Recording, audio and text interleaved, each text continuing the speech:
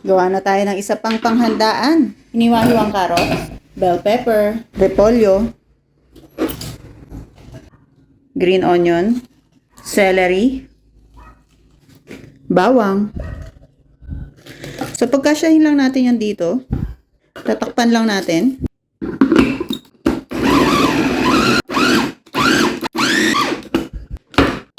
So okay na tong ganito pagkapino.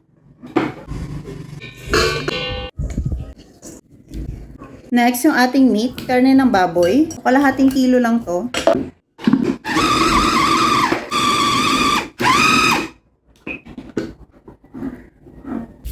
Lagyan natin ng salt, paminta, oyster sauce, breadcrumbs, 2 itlog, sesame oil, liquid seasoning, cheese. So, sa cheese, optional lang kayo nang bahala kung gusto nyo lagyan o hindi. So, hindi na tayo gumamit ng harina. Pinaka-binder natin yung ating breadcrumbs, tsaka yung ating itlog.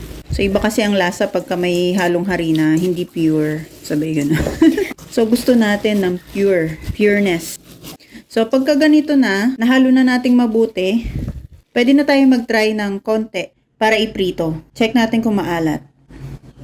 Pwede rin tayong kumuha ng konting sample, tapos i-microwave lang natin para matikman lang natin, lalo na kung naubusan kayo ng gas. Tulad ko. Ayan.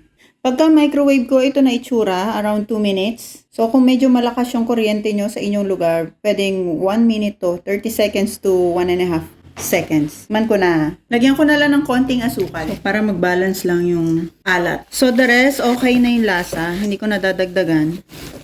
Gusto ko lang na medyo may konting tamis-tamis. Pag hinalo nyo ganyan, wag yung pinipigaan kasi magtutubig at hindi natin gusto yun. So, okay na to.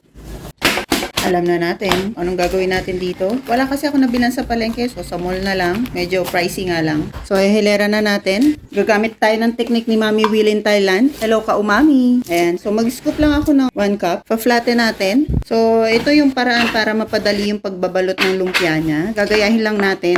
Di okay na to. Tingnan mo naman. Pantay na. Naks. So, ilan to? 1, 2, 3, 4, 5, 6, 7, 8. Try natin i-divide into 8 pieces. So, maganda rin yung gantong process. Lalo na kung hindi paipable yung inyong mixture, ay mas okay na okay yung ganito. Balot na natin. Yung dito lang, itutupikot. Kung bago yung wrapper nyo, kahit tubig lang. Kung luma naman, kahit binating itlog. Ayan, maraming salamat sa kay Mami Will in Thailand. Ayan, sana makapunta ako ng Thailand at makakulab kita. Oh, naks.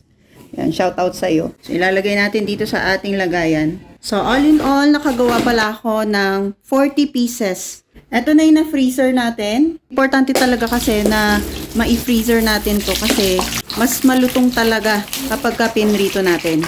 Or kung nagmamadali kayo, pwede nyo na i-freezer sa 30 minutes lang. Ayun, sunod-sunod yung pagpiprito. Ready na itong ating lumpiang Shanghai.